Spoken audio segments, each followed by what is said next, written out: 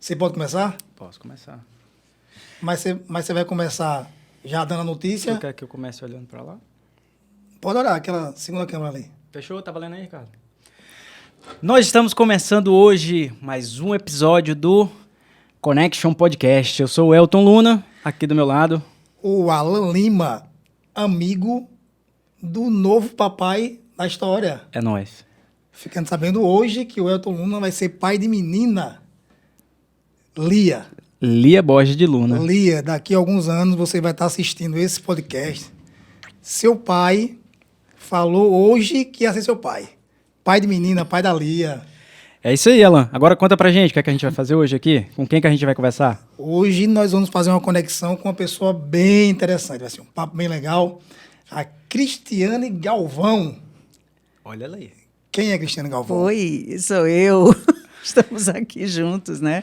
A famosa Cris. Isso, exatamente. Por favor, Cristiane Galvão não tia existe. Cris. Ai, não. Então tá, vou fazer igual Não, aquelas. tia igual não. os vídeos que tem agora no Instagram, né? Me chamam de tia Cris. É. Cristiane, mentora de carreira. É tudo isso aí, né, Cris? Mas eu chamo de tia Cris e faz sentido, né? Ah, você só me chama de tia Cris, não sei por quê. Você não foi nem meu aluno. Eu sou, pô. Não na sala de aula, mas eu tá sou certo, aluno. tá certo. Cris, Mas pra fala, gente querida. começar, nos diga aí quem é a Cris. Então. Nos conte aí o que é que você vai nos mostrar aqui hoje? Vem de onde esse conhecimento todo? Tá bom, então vamos lá. Eu nem vou falar da minha carreira mesmo, né? Mas eu vou falar para vocês aqui, principalmente do que eu estou fazendo agora, atualmente. Atualmente eu trabalho como mentora de carreira, com recolocação profissional, auxilio as pessoas em transição de carreira também, aconselhamento de carreira, tudo entra muito nessa mentoria de carreira. Então, são pessoas que estão precisando de recolocação, são pessoas que não estão felizes nos seus trabalhos e estão querendo mudar, né, de emprego, ou querem mudar de ramo totalmente, de segmento totalmente, ou pessoas que querem crescer na carreira, ou pessoas que viraram líderes agora, primeira liderança e não sabem o que fazer também. Então, eu trabalho muito dentro desse segmento, né?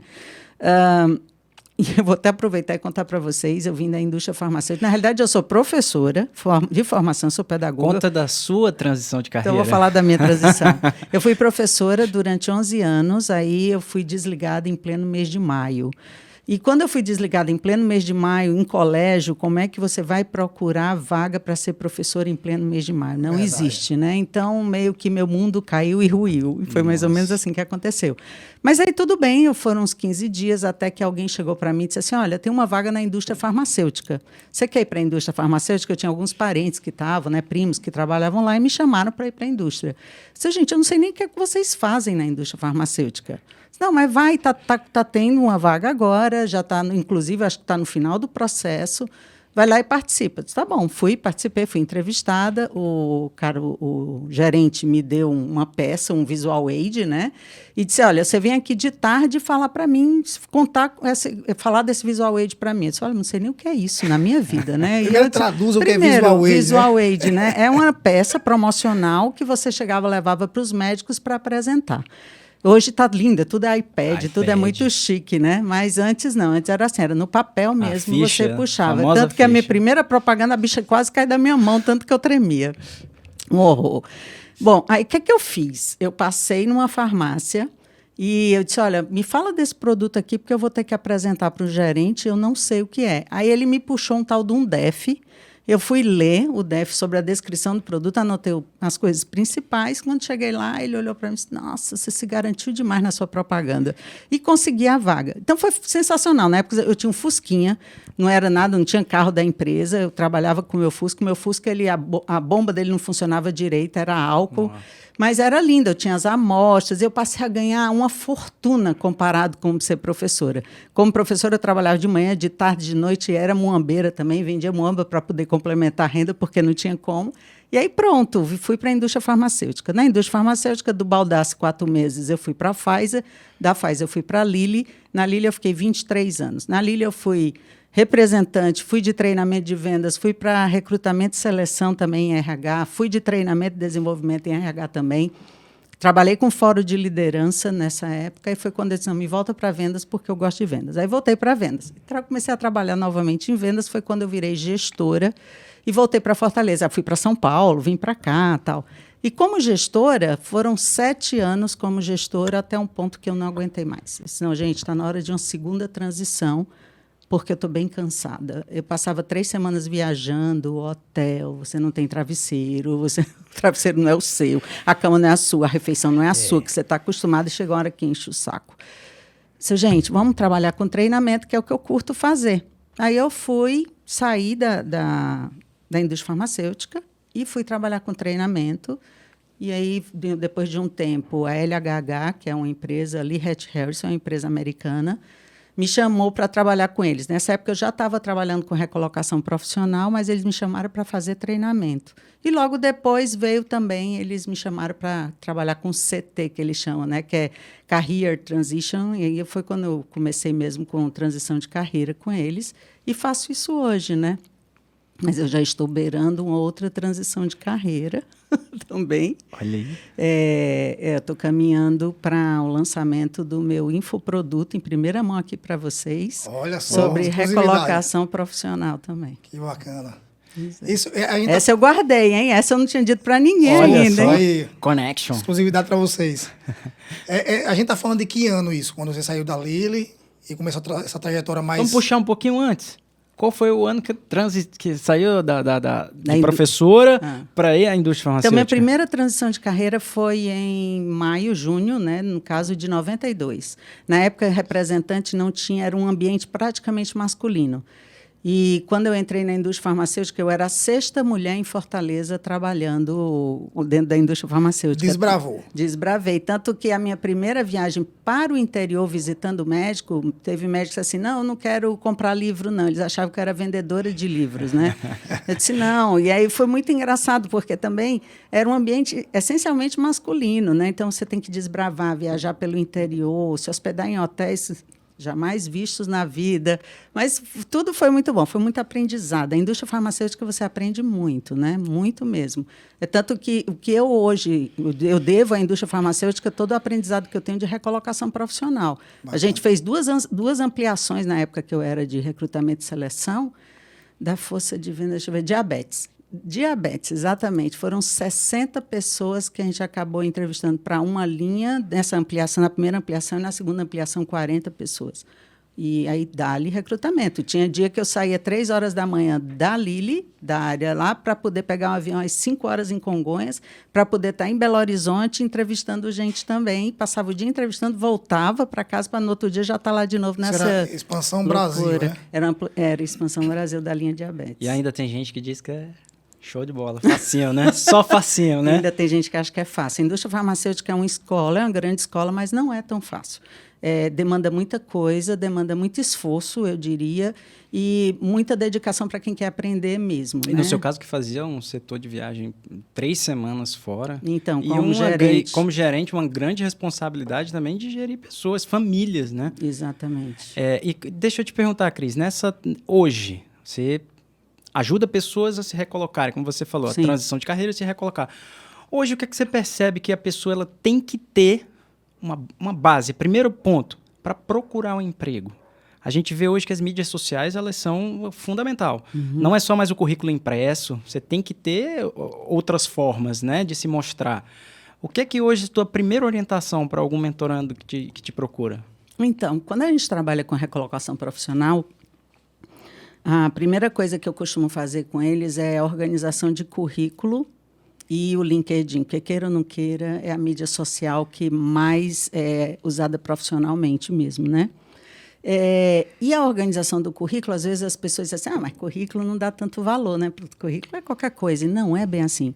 Porque o currículo, se ele for bem preparado, ele já conduz a pessoa para uma entrevista também. Então, é você repensar a tua trajetória profissional e repensar não só as atribuições que você teve em cada função, senão as realizações que você teve ali, porque é isso que te faz, talvez, assegurar alguns skills, né? Porque hoje, o que é que num processo seletivo eles vão medir muito, né? Então, o recrutador ele está de olho nas tuas competências, principalmente teus conhecimentos, comportamentos e motivadores. Então, gira em torno disso. E aí eles vão buscar através de hard skills, que é a parte técnica, o quanto você está pronto tecnicamente, e os soft skills, que são bem a parte de comportamental mesmo, né? Relacionamento, trabalho em equipe, adaptabilidade, mais do que nunca nesse momento agora de pandemia, essa palavra ficou assim alta demais, né? Então, é isso. Eu trabalho muito com o currículo e o LinkedIn a princípio. Mas hoje, a abordagem de mercado para quem quer se recolocar no mercado de trabalho não é só o LinkedIn. Tem muitos outros softwares que você pode utilizar, inclusive de inteligência artificial, né? Então, existe os sites, aplicativos de busca mesmo de emprego, tipo InfoJobs, Vagas.com, Indeed, Randstad, Robert Half, Michael Page, tem vários. E tem os da inteligência artificial também, que você pode procurar vagas ali. Gupy, Kenobi, que por sinal a Gupy comprou a Kenobi agora, tem Recruitaí, tem Solidius, tudo são inteligência artificial. Mas, além disso, o velho LinkedIn de guerra, mas nada compete com os amigos. Quem emprega a gente são os amigos. Queira ou não queira, é a rede de amizade mesmo. Pensando nessa recolocação, assim, primeiro, você falando de inteligência artificial, a gente percebe que as empresas também estão usando muito a inteligência artificial para contratar, né? Vários filtros iniciais são feitos por meios das redes, IA, né? E dos robozinhos, como chamam. Pensando em um profissional que agora está nos vendo e ouvindo, que trabalha em um setor e quer, além de se recolocar ou se reposicionar, pensando no currículo, no LinkedIn, assim, o que é que você poderia passar para ele? Exemplo, o cara trabalha em uma rede de concessionária. Então, ele tem essa expertise na área comercial e o histórico dele é exclusivo nessa área. Mas ele quer se reposicionar. Quer ir, por exemplo, para a indústria farmacêutica ou para qualquer outro. Tem alguma dica de estrutura de currículo ou do LinkedIn, ou o que é que ele pode usar na rede, assim, para que ele seja visto como profissional não só nichado das concessionárias, o que é que ele pode se mover para aparecer com maior amplitude no mercado? Tá. A tua pergunta eu vou aproveitar e vou dividir em duas partes. Então, vamos lá. Se a pessoa está é de um segmento, está querendo ir para outro segmento, o que é que normalmente eu costumo fazer com a pessoa? Eu faço muito... A princípio, você tem que ter o autoconhecimento, né? Então, o autoconhecimento é tudo e é a base de tudo. Então, você tem que se conhecer e perceber, na descrição da vaga de onde você está querendo ir, para onde você está querendo ir, o que é que daquilo ali conversa comigo. Então, começa tudo por aí. Vamos começar analisando primeiro uma descrição de vaga e o que é que eu tenho que combina muito bem. Então, a partir daí... Conversa comigo, né? Tá aqui, hein? Não esqueça. O que é que conversa com você nesse aspecto aí, né? Então, a construção do teu currículo, ele tem que conversar com a descrição daquela vaga. Então, as palavras-chave, e aí vamos para a segunda parte, a inteligência artificial. A inteligência artificial, ela vai escanear o teu currículo pelas palavras-chave. Então, existe um recrutador que foi lá, falou com o pessoal da inteligência artificial, da Gupy, disse, olha, eu quero disponibilizar uma vaga, e ele sabe exatamente o que é que ele quer naquela vaga. E o que ele quer naquela vaga está lá na descrição da vaga. O tipo de profissional que ele está buscando está na descrição da vaga. Então, o que é que ele precisa? Ele precisa exatamente olhar a descrição da vaga e, de uma forma criteriosa, tentar encontrar quais são as palavras-chave que eles estão querendo dizer em cada coisa ali. Qual as competências que estão sendo linkadas, quais são os comportamentos que eles estão buscando nesse profissional. E aí ele tem que checar se o currículo dele conversa com isso também. Claro que tem outras coisas também. Então, a inteligência artificial não é só o robô não vai só escanear por palavras-chave.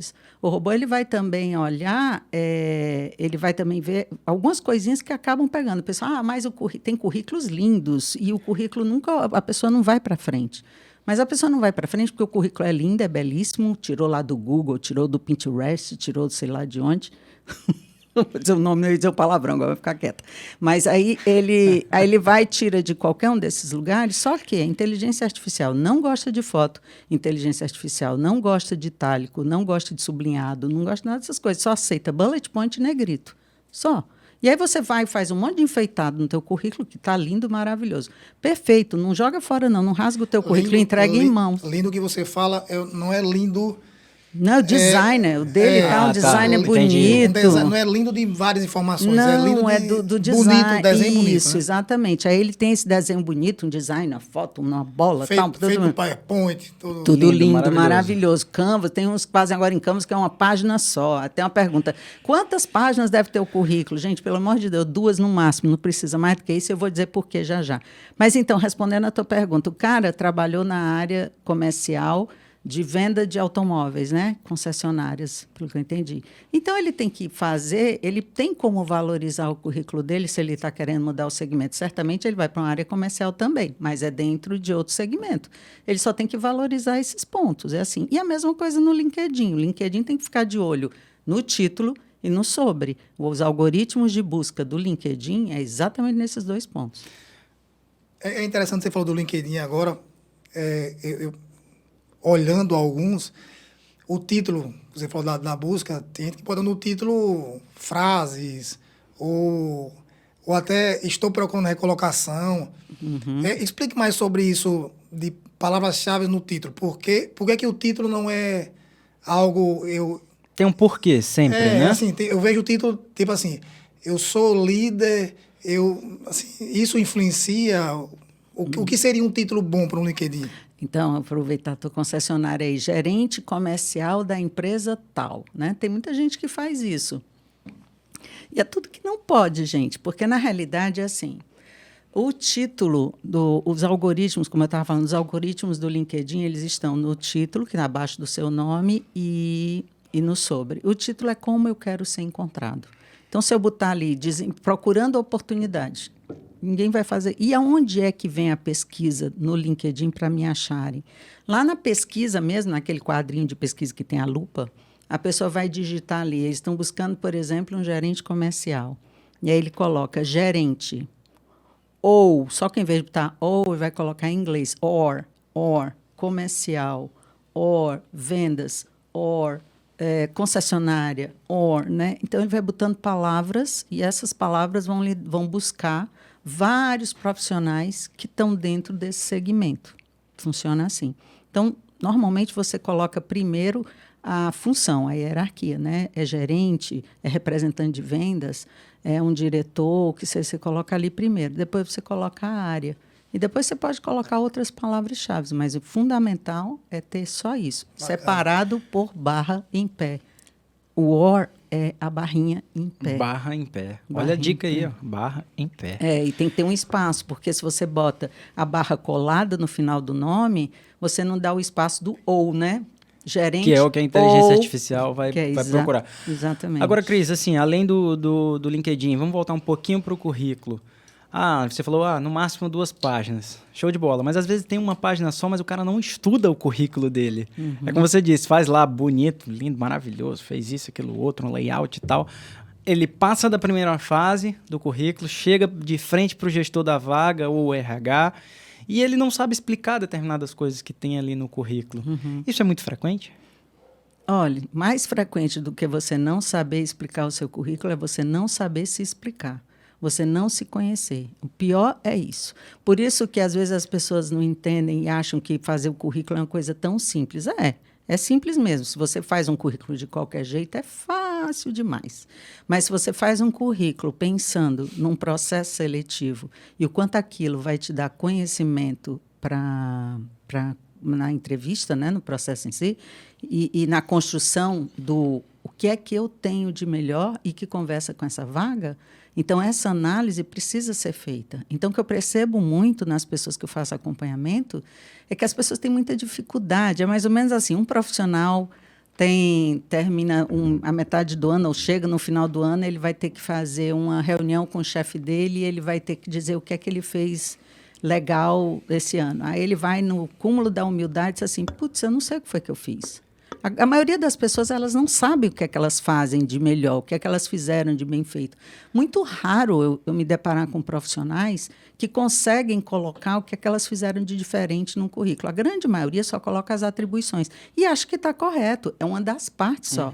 Você só colocar as atribuições no seu currículo, o teu currículo, vamos pegar, já que está falando de gerente comercial, um representante de vendas. Vou pegar um representante de vendas para mudar o exemplo. Você pega um representante de vendas e ele bota tudo o que ele fazia ali. Visitava, prospectava, cobria meta, fazia planejamento, organização, todas as atribuições. Só que você pega esse cara e pega um representante de vendas de uma outra empresa, e de uma outra empresa, e de uma outra empresa. As atribuições são as mesmas. Sim. Muda talvez o segmento, mas as atribuições são exatamente as mesmas. Então, o cara que vai fazer um currículo bem feito, ele vai botar, além das atribuições, ele vai dizer aonde ele se diferenciou dos outros. Aí você diz assim, tá, peraí, mas vamos combinar que o mercado está inundado de currículos e as pessoas não vão ter tempo de olhar esse currículo no detalhe. Talvez não nesse momento, mas numa entrevista eles vão olhar no detalhe, se você passou pela primeira peneira, né? Eles vão olhar e vai chamar a atenção deles, eles vão querer que você explique mais isso aqui, como você conseguiu essas realizações, ou como você conseguiu esses prêmios, né? Isso é um diferencial que você vai ter ali. Tá? É um risco, assim, alguns profissionais mandam um profissional especializado em currículo fazer o currículo dele. O risco que tem de florear muito e não ser muita realidade do profissional, porque na hora que chega para a entrevista, ele não vai saber contar aquela história, porque não é uma história real, né? Exatamente. Então, você faz um currículo que passa pela triagem inicial, Exato. mas conta sua história. Você não sabe contar porque aquilo não é real, né? Foi então... E é interessante, assim, a minha pergunta é assim, pensando em... Você colocou aí um representante comercial. Então, imagine que tem centenas com o risco de ter o mesmo currículo. Sim. As mesmas atribuições, mesmas né? atribuições. Sim. Como é que você enxerga hoje o mercado dos profissionais que estão buscando ter um currículo diferente? Não pensando em currículo estrutura, mas o que apresentar de diferente no currículo. Eu tenho centenas de representantes comerciais, que as atribuições são as mesmas. Quem é que você, assim, como é que você está enxergando o movimento? Eles estão procurando qualificação, estão fazendo treinamento, cursos, isso está entrando bem no currículo? O que é que chama atenção? O que é que chama atenção? Como é que você vê esse movimento hoje para incluir no currículo e realmente ser atrativo? Então, vamos lá. Primeiro de tudo, alguém tem ideia que quanto tempo um recrutador leva para analisar um currículo? Acho que minutos ou segundos, sei lá, depende da triagem. A média tem uma pesquisa que fala que chega a ser de 7 a 6 segundos. Tá? Então, se um recrutador, diante de um desafio desse, ele vai bater o olho só no teu currículo, ele não vai olhar o teu currículo todo. Então, o que é que normalmente eu insisto com as pessoas? Faça um resumo das suas principais qualificações e realizações ali na frente, que a pessoa faça uma leitura rápida, ela vai saber quem é você. E aí, depois, ele fica com o teu currículo para o processo seletivo mesmo, onde ele vai poder olhar no detalhe, né, ali. Mas a pessoa precisa, para se diferenciar, ela precisa fazer principalmente um resumo bem feito. Isso aí tem que estar. Tem que ser de cara para poder chamar a atenção. Agora, teve uma época onde os currículos eles vinham. Primeiro você colocava os dados pessoais, o teu objetivo de trabalho, e colocava a formação profissional, a formação acadêmica, né? E aí a formação acadêmica hoje ela vem depois da experiência profissional. Primeiro vem a experiência profissional. Porque a formação acadêmica hoje, isso quer dizer que não é bom? Não, isso é muito bom. Continua sendo muito bom. Mas só que só isso não é importante. As pessoas querem ver aonde você vai desempenhar uma tarefa e que vai fazer a diferença, né? Eles querem acertar logo de cara. É um desafio você ter um bom profissional e você saber que vai acertar. Por isso entra a história dos amigos aqui. Aqueles amigos que te indicam, aí o recrutador já tem uma referência. Sim. Né? Isso já faz a diferença. Uma primeira triagem, né? Isso, exatamente. Então, se você já chegou ali para um processo seletivo, aonde o RH recebeu indicação sua, onde o gestor da área que é solicitante da vaga recebeu indicação de você também, isso já faz a diferença, com certeza. Cris, acho que nos processos seletivos, dando continuidade exatamente a isso que você falou, né? A pessoa falar, quem sou eu, né? Mas existem algumas perguntas chaves, né? Clichê. Aí eu te pergunto, qual que é a tua orientação quando o candidato se depara com a pergunta de por que eu devo te contratar? Vai ter essa pergunta. Pergunta do milhão. Vai ter essa pergunta. Tem algumas perguntas que eu digo que vale mais do que 1 milhão. Porque elas estão sempre presentes no processo seletivo. A de abertura, e às vezes as pessoas confundem a de abertura, né, que é um quebra-gelo, fala para mim quem é você, ele é um quebra-gelo, é uma forma de você ficar relaxado, que o entrevistador encontra, e de uma certa forma é do entrevistador também já começar a criar um rapport ali com você, né, ter um engajamento inicial. Mas essa pergunta do por que eu devo te contratar, ela é sensacional e ela está sempre presente, como está sempre presente também a do por que você quer trabalhar nessa empresa. E às vezes há uma confusão aí, né? Você dizer por que eu devo te contratar. Eu vou dizer porque os motivos pelo qual eu quero estar. E aí você acaba não respondendo aquilo que foi perguntado, né? Mas existem formas de responder essas perguntas, sim. A minha orientação sempre para as pessoas no porquê eu devo te contratar aí entra aquela história de você precisa saber quem é você. Você precisa se conhecer muito bem. Porque aí entra a hora de você se vender. Aí é o produto... O seu produto sendo vendido, é o seu produto você fazendo a sua promoção, o tal do... Se a gente pegar o marketing tradicional, os 4 P's do marketing tradicional e botar isso no marketing pessoal, exato, vamos botar aqui no marketing pessoal, a gente tem, você é um produto que vai se vender ali na frente. Aí, nessa hora, é o momento de você mostrar as suas competências, mas... Aí o cara tem que ter feito a tarefa de casa, ele tem que ter lido bem a descrição da vaga, porque a descrição da vaga está na cabeça de quem está entrevistando. Perfeito. E ele vai saber dizer... Você tem que conversar não com a pessoa, senão com a cabeça da pessoa. Você tem que falar exatamente o que ele está querendo... a pessoa que ele está querendo adquirir. Eu não quero dizer falar o que ele está querendo ouvir, senão é porque ele quer comprar você. Sim. Ele quer que seja você. Mas só vai ser você se você se vender dentro do que ele quer comprar. Então, é isso. Você tem que saber dizer no porquê que eu devo te contratar, aonde eu tenho habilidades, competências, comportamentos que conversam com essa vaga. O que é que eu tenho que conversa com essa vaga? Mais do que qualquer outra pessoa. Às vezes pode até ter um melhor candidato, mas se ele não soubesse vender, dançou. É interessante dessa pergunta porque... E não é fácil se vender. Não é fácil. Mas aí, assim, duas coisas. Uma de se vender e a outra da pergunta. Não é fácil, e aí tem aquele ditado, né? Se você não sabe se vender, contar a sua história, quem é que vai contar por você, né? Exatamente. Então, assim, às vezes é porque a pessoa não é nem que não sabe, ela talvez não se conheça o suficiente para contar, né?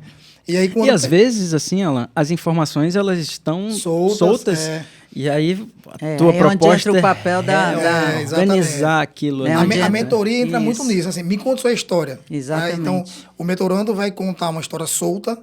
Ou não vai conseguir contar. Deixa eu contar uma história aqui para vocês, já que a gente está contando história. Deixa eu contar uma história para vocês em relação a essa primeira pergunta, do fala para mim quem é você, e da importância da pessoa se conhecer, né? Uma vez eu recebi uma pessoa, ela veio através, ela era uma gerente, não sei se eu posso dizer a empresa aqui. Fica à vontade. Acho que posso, não tem problema não. Eu recebi alguns gerentes da Avon, né, quando a Avon foi incorporada pela Natura, e aí eles reduziram alguns setores, e essa pessoa veio para mim, e eu não posso nem dizer que ela não se conhecia, mas é interessante porque a pessoa travava nessa pergunta, era a primeira pergunta, ela não andava. Eu lembro que a gente ficou 25 minutos treinando a primeira pergunta e nada acontecia. A pergunta era... Fala para mim quem é você. Né? Então, esse fala para mim quem é você... levando em consideração até que o Alto falou de você se conhecer. Para responder essa pergunta, você tem que se conhecer, nem precisa se conhecer tanto, você tem que se conhecer quem é você, tua formação, tua trajetória, de forma resumida, alguns comportamentos, habilidades tuas para você colocar ali. Porque nem é um momento assim de, uau, você está se vendendo. Não é. Isso é um primeiro contato e é uma forma leve que você tem que contar para a pessoa ali, mas não evoluía de jeito nenhum. E aí eu acho que vale a pena colocar aqui, porque tem muitas pessoas que elas têm uma dificuldade muito grande no início de um acompanhamento assim, a gente detecta na mentoria isso, elas têm uma dificuldade muito grande de se colocarem ou de evoluírem no trabalho que a gente faz para recolocação profissional, porque essas pessoas ainda estão amarradas no último emprego. Então, são pessoas, às vezes, que saíram muito frustradas porque foram desligadas, não aceitam com muita facilidade o seu desligamento. E aí essas pessoas ficam ruminando, né? Elas ficam ruminando, é o que eu falo muito em carreira. Às vezes tem pessoas que entregam as suas carreiras para o empregador e não cuidam da sua carreira. Elas vivem só para os seus empregos. E aí, quando o empregador enfia-lhe desenha um sapato na bunda, a pessoa fica, e agora, né? Meu mundo caiu, meu mundo ruiu, estou perdido. Então, existe, isso é real. E essas pessoas demoram muito para se recolocar. Demoram muito mesmo, né? Então, isso é uma dificuldade mesmo. Eu nem sei se era essa pergunta que tu fez, eu sei que eu entrei com isso porque me deu vontade de falar disso. É interessante a questão da outra pergunta, né? Por que você, né, se venda para a vaga? O risco que o profissional tem de meio que decorar uma história e aí não entrar na cabeça do entrevistado, do entrevistador, né? Exatamente. Você foi entrevistado por um RH no supermercado e você contou da mesma forma que você contou quando você foi entrevistado do cara da concessionária. Quando você se conhece verdadeiramente, você adapta isso para a realidade. Imagino que tem que ser assim, né? Adapta isso para a descrição da vaga. Copiar e colar. Eu sempre falo para as pessoas, a partir de agora você vai ter uma agenda.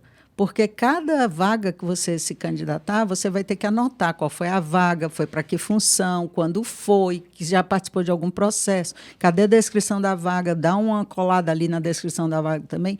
Porque a descrição da vaga é teu maior companheiro nesse momento.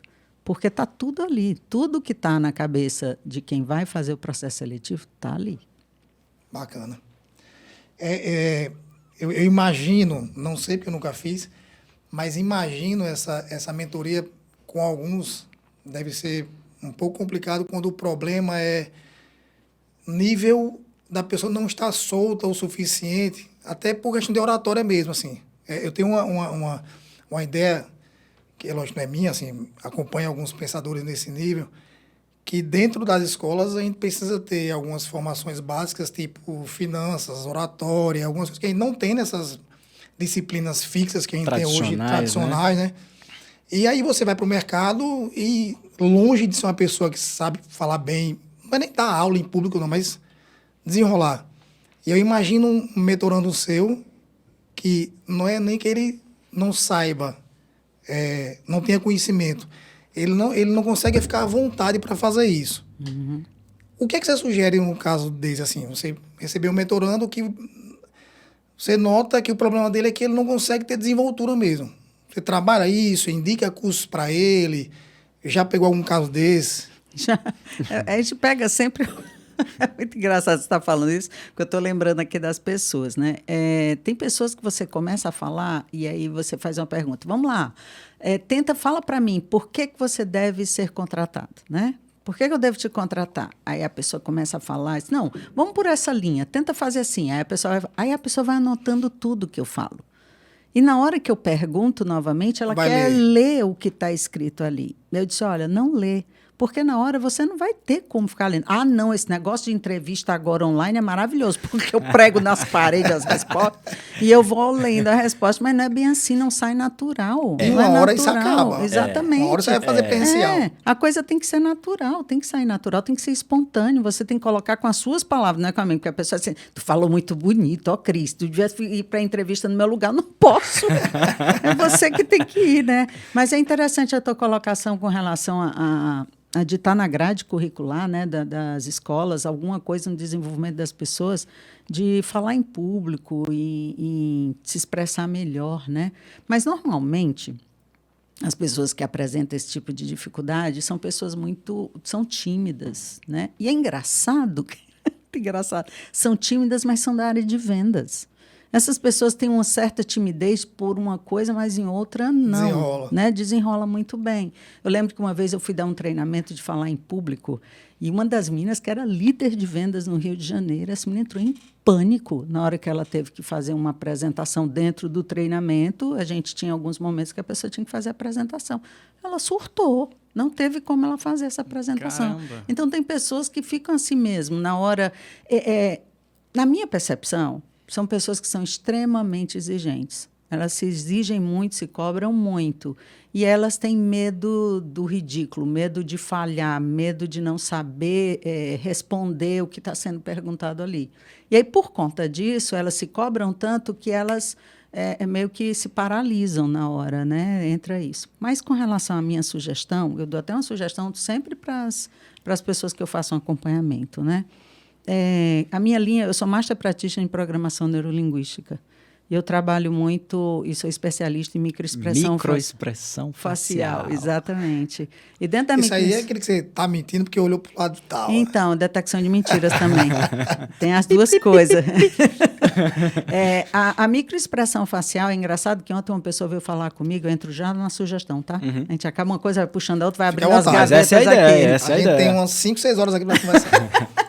E aí a pessoa entrou em contato comigo porque ela trabalha numa distribuidora e ela quer mudar de emprego. Ela não sabe o que, mas ela quer mudar. Porque disse, eu quero mudar, a minha vida está muito estressante. Mas tal. de empresa ou de área?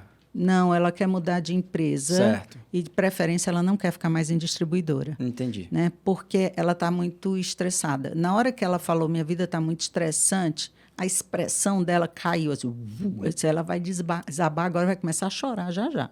Aí eu disse, eu imagino, porque está na sua cara que você está realmente muito satisfeita. É impressionante como isso fica muito evidente tem mesmo. Coisa que né? realmente não tem nem como você... Não, você percebe.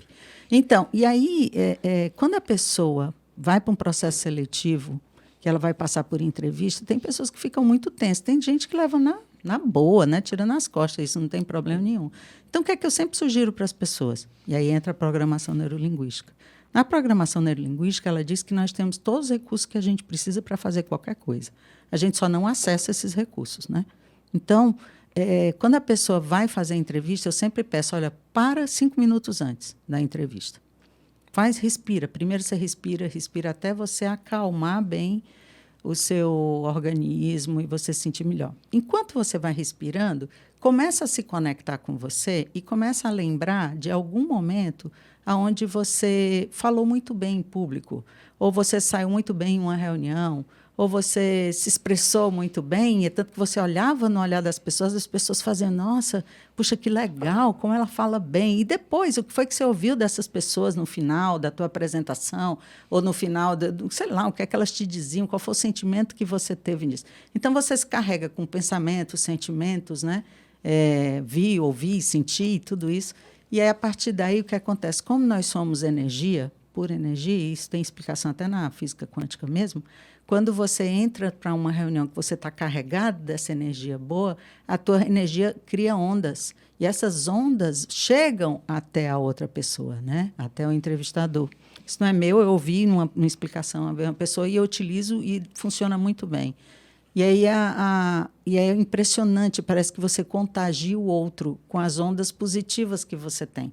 Então, você já se acalmou e você começa. Porque o mais difícil é começar a entrevista. Depois você vai. Depois a coisa anda. Flui. Né? Flui. Porque são os 30 primeiros segundos. Né?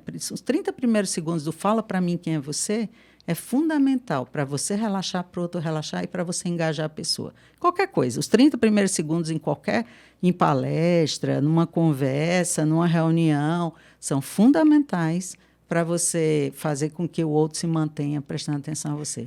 Alan, que você comentou sobre o que é ensinado, né, na escola tradicional, e eu lembrei aqui do meu conterrâneo, Murilo Gun. Ele fala muito sobre isso e diz que, ele até cita, dizendo que a gente tem que ter um cinturão do Batman, você pegar as competências aqui, e que na escola não te ensinam isso. Ele até usa um exemplo que fala assim, lá a gente vê uma prova de matemática, e tá lá, um pedreiro faz isso em 1 hora. Com quanto tempo 2 pedreiros vão fazer isso? Teoricamente, 30 minutos, né? Mas e se a gente levar em conta que eles podem ficar ali conversando o tempo inteiro? Parar para um intervalo um pouco maior. Ah, não, vou tomar uma água. Pode ser que aumente. Né? Enquanto isso, ele usa o outro termo, tá aqui, ó. Você tá comendo uma pipoca e com quanto tempo você vai terminar de comer? Quanto tempo vai terminar se forem 2 pessoas?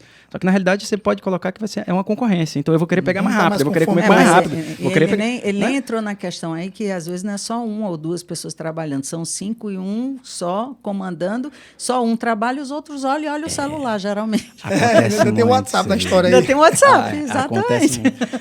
Ei, Cris, conta pra gente, nessa parte da transição profissional, você usou esse exemplo de uma pessoa que queria sair da distribuidora e tal, e uma pessoa que era CLT, aí foi empreender e quer voltar. Opa, tô com uma situação assim agora. Opa, pois conta pra gente. É bem legal, é engraçado porque quando eu comecei a trabalhar por conta própria, e a segunda pessoa que eu peguei foi uma pessoa assim, foi um exemplo desse. Um rapaz, ele era da área de turismo, ele era gerente de hotel, saiu e abriu uma empresa de alimentos. Não lembro agora o que era que ele fazia. Bom, não lembro. E aí ele abriu essa empresa de alimentos. E a maior dificuldade que ele tinha é que a empresa com 2 anos fechou. Na época ainda não tinha pandemia, né? Mas como é que... E ele queria muito entrar na indústria farmacêutica. Ele disse, como é que eu vou agora explicar para eles que eu fiquei 2 anos, né, empreendendo, o que é que eu vou dizer? Eu estou com uma pessoa agora que saiu de uma empresa, ficou 2 anos também, parece que 2 anos é marco, né? 2 anos ela ficou empreendendo com personal organizer. E aí também a dificuldade, e agora, como é que eu vou explicar que eu saí disso? Teve uma também que viajou, passou 1 ano fora estudando. E agora, como é que eu vou explicar isso? Bom, ou resolveu tirar um ano sabático. Eu quero ficar aqui 1 ano fora. E agora? Eu quero voltar. Então, mas já é mais difícil, né? Porque como é que você vai explicar 1 ano sabático? Né? Fazendo o que nesse ano sabático? Pois é, mas o inglês, por exemplo, o inglês é porque... Ela me perguntou mais porque ela estava se deparando com entrevistadores e disse assim, mas como assim você passou 1 ano fora estudando inglês? Como assim? E aí, até a pessoa explicar, né? Tinha que explicar realmente que 1 ano fora fazendo inglês, para ela foi fundamental, porque só os cursos de inglês aqui não estavam sendo suficientes para ela. Então, ela optou por fazer isso para poder seguir crescendo na carreira. Né? É um exemplo diferente desse outro exemplo que você colocou. Então, deixa eu citar o cara que queria entrar na indústria farmacêutica, que tinha uma empresa de alimento e a outra que era personal organizer. Então, o que é que eu falo com as pessoas? Na realidade, gente, empreender nesse país é para os fortes, né? Para os fracos, não. Né? O que você paga de carga tributária, você contratar funcionário, você treinar funcionário, não é simples. Tem muita coisa ali. E aí a ideia, você não precisa, primeiro você não precisa justificar porque você tomou uma atitude dessa, você empreendeu porque você queria fazer uma coisa diferente, você nunca achou que você ia errar. Né? Nos Estados Unidos, quando a pessoa empreende, o pessoal aplaude, porque o cara está tomando coragem para empreender. Aqui, se você empreende e você se lasca todinho, mais um que se ferrou, muito bem. Outro abestalhado para não dizer outra coisa, né? Que eu fico doida às vezes para dizer um palavrão. E aí, a orientação que eu sempre dou para a pessoa você tem que explicar o quanto isso tinha valor para você e o quanto que você aprendeu. Tudo na vida da gente, o tal dos recursos, né? Tudo na vida da gente, todo resultado, seja ele positivo ou negativo, ele tem feedbacks. E ele te deixou muitos feedbacks. Né? Empreender deixa muitos feedbacks às pessoas. Quando teve uma época da minha vida que eu ia fazer 50 anos e eu achava que estava ferrada e que eu ia perder emprego. E eu abri um salão de beleza. Foi o maior ferrado, uma merda ter feito isso. Foi mesmo, sem dúvida. Mas me trouxe muitos aprendizados, muitos feedbacks, né? Principalmente com relação a lidar com pessoas de nível diferente, comprometimento entre as pessoas, que muda tanto, né? Então, você vai para um processo seletivo onde você tem que só saber dizer que o que você fez foi um grande desafio.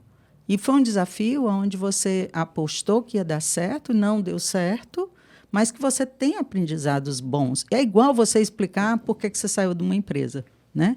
Por que você foi desligado da empresa? É a mesma coisa. Por que você foi empreender? Pelo amor de Deus, mas parece a mesma coisa. No final das contas, eu empreendi e não deu certo por causa disso, mas o aprendizado foi esse. Eu saí da empresa por causa disso, mas eu aprendi muito nessa empresa, aprendi isso. 30 segundos de resposta é o suficiente. Cris, você entrou em um agora interessante, quando você coloca por que você saiu. Uhum. A gente sabe que tem motivos e motivos para cada um sair das empresas, né? Sim. Até que ponto isso numa entrevista deve ou é aconselhável ser muito realista, pouco, próximo, a depender do motivo que você saiu? Ele tá me botando na sinuca de bico. Me conte aí. A pobre da Job Hunter agora tá ferrada. Eu sei que Essa foi pesada. não deve ter resposta pronta para isso. Assim como não tem para aquela outra, porque eu devo te contratar. Você vai adaptando para cada realidade. Uhum. Mas, assim, todo mundo pergunta e a maioria das demissões não é de uma forma que a pessoa queira bater no peito para contar. Sim. Eu fui demitido porque... Né? Verdade. Como é que Até porque a pessoa se envergonha, né? Isso, assim. Se desmi- Como é que conta isso na entrevista? Tá, é interessante a tua pergunta, até porque é o seguinte, por regra mesmo, a empresa ela não tem a obrigação nenhuma de dizer por que ela está te desligando. Inclusive, por regra, é melhor ela nem dizer, porque se ela diz e for alguma coisa assim importante e séria, o ex-funcionário pode ter um processo, tem até 2 anos para ter um processo, acho que é isso, contra a empresa, né? E aí ela tem alguém que falou isso, né, para mim. Então, você não sabe. A gente parte do princípio seguinte, você não sabe o motivo do seu desligamento. Algumas vezes eu desconfio. Às vezes eu sei. Então, por exemplo, Maracanã, o CD da Avon foi fechado agora, no início de janeiro, aqui em Maracanaú, né, no Ceará. E 170 e tantas pessoas saíram.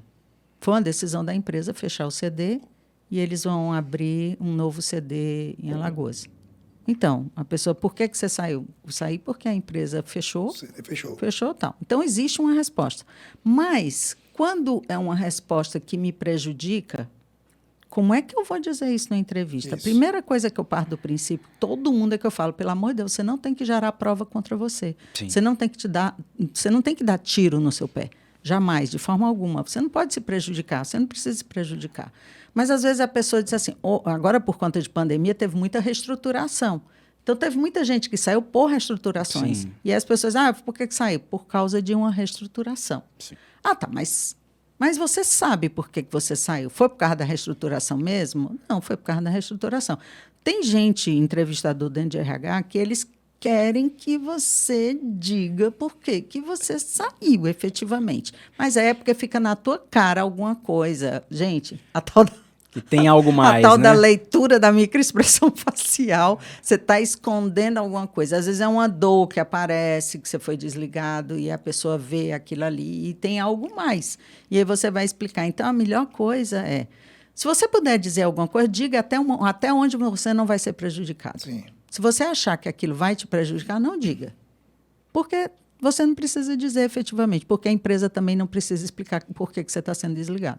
Então... É assim como... Assim, tem a, vamos dizer, regra, entre aspas, que a empresa não necessariamente precisa lhe contar por quê. Na entrevista, você também pode usar do benefício de eu não sei, né? Exato. Exatamente. Você não precisa efetivamente dizer. Agora, puxando para quem já fez algumas seleções, assim, eu escutando de uma pessoa que não sabe, na minha cabeça vem assim, todo mundo sabe, pelo menos desconfia por que foi. Uhum. Se ele diz não sei, tem... Pode não ter sido o motivo específico, mas um dos motivos que levou a ele tal desligamento. conhece alguma né? coisa, assim. Todo mundo sabe. Quando a pessoa diz, eu não sei, na minha percepção, a pessoa dizer que não sabe é porque tem bucho no meio para contar. Uhum. Né? Então, Eu acredito que é interessante isso pode ter sido levado em conta. quando você coloca assim, a pessoa vai contar até o ponto que não incrimina. Né? Isso. E aí tem várias coisas que a própria reestruturação, né? É. Mas limpo e seco, não sei, eu acho que fica muito na cara de tipo, tem bucho aí, eu não quero mas contar. é por isso que a pessoa, por isso que eu sempre falo para tudo tem um contexto, gente. Então, antes de você dizer não sei, cria um contexto. Chega e diz, olha, eu fui chamado, fui para um restaurante, lá me chamaram e o meu chefe disse, olha, a empresa achou por bem e rescindiu o teu contrato. Uhum. Tá, e? Até onde eu sei. Até onde eu sei foi isso mesmo, não tinha motivo, estava bem. Aí você pode complementar. Meus resultados eram bons, eu fazia tudo que... Tinha boas avaliações, Tinha boas avaliações, comportamentais tal. e tudo. Porque também, olha, vamos lá, tem de tudo, né? A gente vê desde do caso de pessoas que saíram porque o gerente já tinha uma outra pessoa para estar no lugar. Então, o que a pessoa vai dizer? Que realmente a pessoa não sabia. Que não sabia mesmo, gente. Não sabia. Sobre essa questão de recolocação profissional e tudo, pelo que eu estou entendendo aí, o negócio não é fácil não, né? Não. Aí eu vi que você falou, fez uma enquete lá no LinkedIn sobre isso. Conta pra gente um pouco sobre essa enquete. Então, tem pessoas que fazem parecer que é tão simples assim, né? E ela não é tão simples. Na realidade, no momento de hoje, as coisas estão um pouco mais complexas para a recolocação profissional. Então, você tem, primeiro, que por conta da pandemia, algumas posições elas foram bem enxugadas, né? Algumas empresas enxugaram bem posições. E aí tem muita gente no mercado de trabalho, aí fora do mercado de trabalho, buscando uma oportunidade. Então, cada processo seletivo, tá aí porque entrou tanta inteligência artificial nos processos seletivos. Porque cada processo seletivo são muitos currículos que chegam. E um RH normal, ele não tem condições de fazer isso. Além disso, cada triagem com inteligência artificial, às vezes, vem alguns testes também, né? E aí as pessoas acham que é simples se recolocar, né? Recentemente, eu até fiz uma publicação onde eu criticava uma pessoa que vende infoproduto para recolocação profissional, que a pessoa diz que 90% das pessoas que compram o curso dela se recolocam em um mês. Eu achei sensacional. Você quis fazer o curso, não foi não? Eu achei sensacional ela dizer assim, cara, é mágica uma pessoa dessa, porque, vamos lá, um mês. Se for um mês, está mais para exceção do que para a regra. 200 pessoas fizeram o curso. Então, daqui a um mês, 200 pessoas vão conseguir. Eu atendo bastante gente. Eu tive 2 pessoas que recentemente se recolocaram em um mês. E elas vieram do Grupo Pão de Açúcar, eram gerentes regionais do Grupo Pão de Açúcar, e essas pessoas entraram agora, coincidiu do Carrefour estar fazendo processo seletivo, porque o Carrefour comprou o Bom Preço. E aí, é Big, né? Big, sei lá. Big, Grupo exatamente. Big lá. E aí, acho que é de coincidiu que eles estavam precisando de gerentes para lojas. E esses caras, com menos de um mês que saíram do Grupo Pão de Açúcar, se recolocaram. Massa. Mas o que a gente vê é que existe aí, pelo menos, o que antes ocorria entre 3 e 6 meses, hoje um processo de recolocação pode demorar de 3 a 8 meses. Então, tem pessoas que ficam desesperadas com esse tempo, né? Então, e aí não é só uma entrevista. Às vezes começa com um monte de testes que você tem que fazer através da inteligência artificial. Depois desses testes, vem as entrevistas com RH, entrevista com gestor da área, entrevista com gestor de não sei quem, entrevista com gestor de mais não sei quem. E aí vem, além de cases, porque tem cases também que o cara tem que apresentar o seu case lá, dar seu showzinho à parte, numa apresentação do case também. Aí entra o tal do falar em público, né? Como é que fica para explicar tudo isso. Então, não é fácil. E tem muita gente boa no mercado, aí fora do mercado de trabalho, querendo voltar também, né? Então, não é fácil, realmente. 80% que respondeu, acho que foi isso, né? Foi. 80% respondeu que não é fácil. E realmente não é tão simples. Vamos dizer assim, eu digo que é pouco fácil. Cris, falando no cenário da pandemia, curiosidade, você está recebendo, já recebeu, mentorando, que está com dificuldade do home ou do híbrido, o que é que você vem orientando nas recolocações para vagas desse nível? Porque eu acho que voltar como era antes já foi, né? Não volta. Exato. Então, a porcentagem de home ou do híbrido vai diminuir muito o físico total, né? É o famoso novo normal, né? Não adianta, não vai voltar. Novo. E aí o profissional tem que se adaptar, né? Então, adaptabilidade. Isso. Ela volta sempre, Exatamente. a palavra volta. Como é que você está tratando com os mentorandos isso? Então, a questão a pandemia, ela mudou muita coisa no mercado de trabalho, né? Então, antes, o que era todo mundo, I love um CLT, acabou o love CLT, gente, não dá. Hoje as pessoas precisam aceitar que muitas vezes você vai ser contratado num outro sistema, vai ser num PJ, por exemplo. Como também as pessoas se tocaram que viram assim, putz, é tão bom trabalhar de casa, é tão bom ficar em casa. E eu tenho um cara que eu estou atendendo, um rapaz jovem, ele disse assim, só quero agora se for remoto. Ele não quer mais nada onde ele possa ter que ir para a empresa, ficar lá presencial. Tará. Então, que é a tua realidade hoje, né? Eu hoje, desde que eu 100% eu fico em casa, meu trabalho é totalmente remoto mesmo. Eu não faço, só faço atendimento online. Uma área que está, assim, a TI, a exigência do cara, não, eu só trabalho remoto. Então, e aí vamos lá, né? Essa coisa do TI é interessante. Porque hoje tem muita vaga para TI, por exemplo, e não tem pessoal suficiente, porque o mundo virou TI hoje em dia, né? Então, o que acontece hoje? Então, hoje você tem modelos de trabalho presencial, híbrido e remoto. E muita gente que ficou muito tempo em casa, trabalhando no remoto, não se acostuma mais totalmente presencial. Eles querem isso. E aí tem muita gente migrando para novos sistemas de trabalho. Tem muita gente que cansou de ser profissional, trabalhando em uma empresa, e está querendo hoje ter sua própria empresa, ter sua independência, e está abrindo mão de muita coisa. É o caminho inverso do que a gente estava falando antes, né? E está abrindo mão de um monte de coisa, né? A pessoa, tudo bem, eu vou ganhar menos, eu quero ganhar menos, mas eu quero qualidade de vida.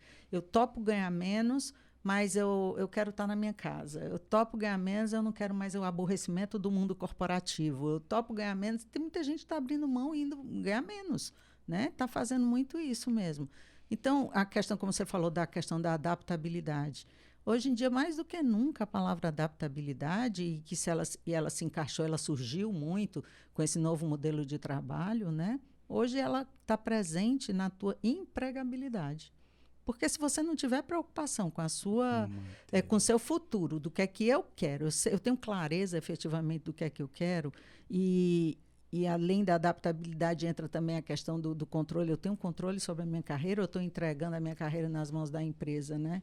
E se a gente for ver, gente, é gritante o número de pessoas que acabam entregando a carreira delas, né, na mão da empresa, demais. Além disso, o que você quer que eu faça? Que horas? Esquece de... Isso. Né, E um outro ponto que é... hoje em dia, essa questão da adaptabilidade entra muito na minha percepção do que é que eu tenho de futuro dentro do mercado de trabalho. Que outras posições conversam comigo, para que outras posições eu possa ir e que está tudo bem, está ótimo, porque tem tudo a ver comigo também, que eu prefiro até ir para essa posição do que ficar na que eu estou agora. Então, tem muito isso. A adaptabilidade, ela é uma palavra muito atual. Muito. Você tocou num assunto bem interessante, qualidade de vida. É uma situação que realmente não tem copia e cola. A sua qualidade de vida é de uma forma, a minha é de outra, do Elton outra. E aí eu lembrando, até esses dias assistindo uma aula, o professor contando de um caso que o cara trabalhava ali fixo, semana toda, escritório, e na cabeça dele, a vida ideal era se ele trabalhasse de casa, não precisasse na empresa. A pandemia veio e isso aconteceu. Ele foi para casa. E aí ele percebeu que qualidade de vida para ele também é ir um dia ou outro na empresa, o cafezinho, o olho no olho, a conversa, o happy hour. Então é engraçado, porque a qualidade de vida é muito particular, né? Exato. Você achar que eu vou trabalhar de casa, eu tenho qualidade de vida. Não necessariamente, porque se na sua percepção de convivência você precisa... Depende muito da realidade da casa. Também. Hoje, entrando em... Não vamos entrar nesses assuntos, mas separações, filhos, e brigando, e porque não conseguir conviver. Mas voltando para o nosso foco, que aí é um assunto bem intenso, né? Então, assim, qualidade de vida... Ou pode ser para alguém que ir para casa não seja qualidade de vida, ou ficar só no trabalho não é. Então, o modelo híbrido tem muitas empresas oferecendo, que é bem interessante, assim. Então, até isso eu imagino que numa conversa com o mentorando rola legal, né? Porque o que é qualidade de vida para você? Não, rola muito. Recentemente eu recebi uma pessoa para trabalhar que ele é da área financeira, carreira internacional. O último emprego dele foi em Buenos Aires. E ele já tinha passado por Fortaleza, ele não é brasileiro, já tinha passado por Fortaleza, adorou Fortaleza quando ele trabalhou aqui. E aí voltou para cá, comprou uma casa aqui, está aqui. Só que o cara é uma posição financeira alta. né? Se levam mesmo. É difícil encontrar um emprego para ele aqui. Para recolocar. E aí é um outro ponto que que eu nem toquei ainda aqui, mas acho que vale a pena. É mobilidade. Mais do que nunca, as pessoas têm que considerar mobilidade, Verdade. não só um contrato PJ, mas também mobilidade. Talvez eu não vá conseguir um emprego em Fortaleza, mas eu consigo um emprego em Recife, São Paulo, muito mais fácil, sabe, também. Até que ponto você está disponível, né, para abrir mão dessa questão? Exato. Recentemente, outro financeiro, o cara queria vaga, trabalhou em Buenos Aires também, estou recebendo um monte de estrangeiro. Mas o cara é de Recife, inclusive, mas trabalhava... Acaba bom. Trabalhou em Buenos Aires, saiu, voltou para Recife, mas está considerando vaga em Madrid, porque ele é fluente em espanhol, sabe? E em qualquer outro país da América Latina também. No Brasil, em São Paulo, ele vê essa possibilidade de mobilidade, né? Pra você entender também, porque você chega num nível profissional que ali naquela região que você está, você não consegue uma vaga aqui. Exatamente. Um ponto interessante posição, né? Indústria farmacêutica, né? Que eu vim da indústria farmacêutica. Indústria farmacêutica tem muita vaga para representante em Recife e não tem mais em Fortaleza. Está muito raro vagas para representante em Fortaleza, né?